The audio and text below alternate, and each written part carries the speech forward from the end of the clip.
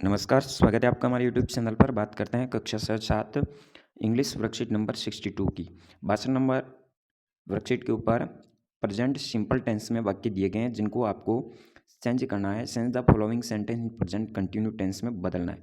जैसे यहाँ पे क्रिया ड्राइव्स है जो कि सिंपल टेंस की है, इसको आपको कंटिन्यू टेंस में बदलना है। तो is are am helping verb होती है। एक क्वेश्चन के साथ में इज का प्रयोग करेंगे, बहुवचन है तो आर, और आई के साथ एम का प्रयोग किया जाता है। तो यहाँ पे माई ब्रदर एक क्वेश्चन है, ईज आएगा, ड्राइव्स का ड्राइविंग हो जाएगा, द कार वेरी फास्ट वही सेम लिखेंगे। इसी तरह प्ले की यहाँ पे बदल जाएगी, प्लेइंग, यू के साथ आर का प्रयोग करेंगे, you are playing cricket regularly. इसी तरह अगले में हो जाएगा, Meera is singing a song very sweetly. फिर चौथे प्रश्न हो जाएगा, I am writing very neatly. फिर अगले में we are not going for a morning walk, यहाँ पे वी बहुवचन इसलिए आर का प्रयोग करेंगे। She is not working at home, छठे का हो जाएगा। अगले में fish is swimming in the pond, यहाँ इज का प्रयोग करेंगे, स्विम्स का स्विमिंग हो जाएगा। यहाँ पर हो जाएगा इज फ्लाइंग, यहाँ हो जाएगा इज वर्किंग, और यहाँ हो जाएगा इज क्राइंग। इस तरह से आपको ये सारे 10 सवाल आपको हल करना है इस वर्कशीट के ऊपर। अगली वर्कशीट नंबर 63 के अंदर एक राइम दी गई है। राइम के आधारित नीचे प्रश्न पूछे गए हैं। पहला प्रश्न है, how many colours name are mention in the rhyme. तो इस राइम के अंदर कितने कलरों का वर्णन किया गया है, तो वो है 8 कलर है। तो 8 colours names mentioned in rhyme, in the rhyme हो जाएगा, तो 8 कलर हो जाएंगे। Write the name of 3 things that are black in your classroom, आपके कक्षा में स्थित 3 ब्लैक वस्तुओं के नाम लिखने हैं। जैसे ब्लैक बोर्ड है, फैन ब्लैक कलर का हो सकता है, चेयर कुर्सी भी हो सकती है, इसके अलावा कोई भी वस्तु और भी आप लिख सकते हैं। सी के अंदर what is your friends favourite colour, आपके दोस्त का फेवरेट कलर कौन सा है, तो हो जाएगा पिंक। इसी तरह name 2 colours not maintain in the rhyme, इस राइम के अंदर ऐसे कलरों के नाम लिखने जो इसमें नहीं आए हैं, तो लिख सकते हैं आप पिंक एंड पर्पल। इस तरह से आप वर्कशीट नंबर 63 को कंप्लीट करेंगे। फिर बात करते हैं 64 नंबर वर्कशीट की। यहाँ पे आपको conduct short interview of people around, यहाँ पे आपको इंटरव्यू के बारे में बात करनी है, जैसे फैमिली मेम्बर्स अबाउट व्हाट।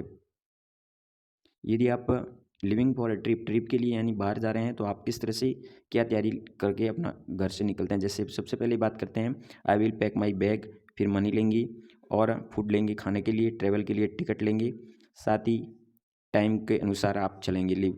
तो ये ध्यान रखेंगे बातें जो कि आप लिख सकते हैं।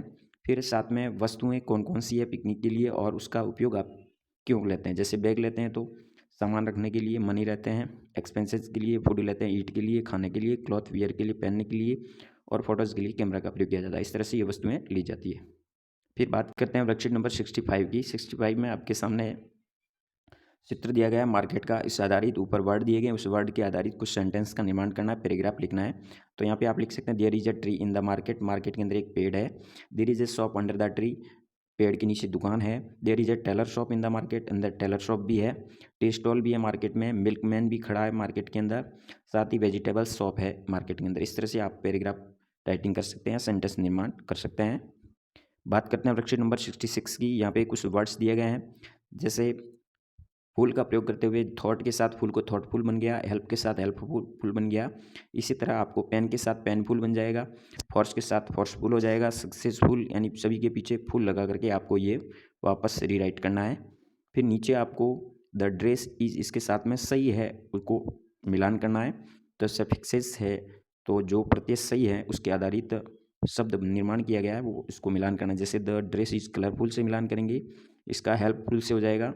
फिर द वेदर इज़ डिलाइटफुल हो जाएगा, द बुल इज़ पावरफुल हो जाएगा, द इंजरी वाज पेनफुल हो जाएगा। इस तरह से मिलान करेंगे। और 10 वर्ड्स ऐसे लिखने हैं जो प्रत्ययुक्त हो, कोई भी आप ढूंढ के कहीं से भी लिख सकते हैं। जैसे ब्यूटीफुल है, यूजफुल है, केयरलेस है, एन्जॉयबल है, स्लोली है, होमलेस है, क्विकली है, काइंडनेस है, वॉचफुल है, अंडर वंडरफुल है। इस तरह से जैसे इसमें फूल का प्रयोग किया गया, या नेस है, या एलवाई है, इस तरह से सभी प्रत्यय लगे गए हैं इसमें।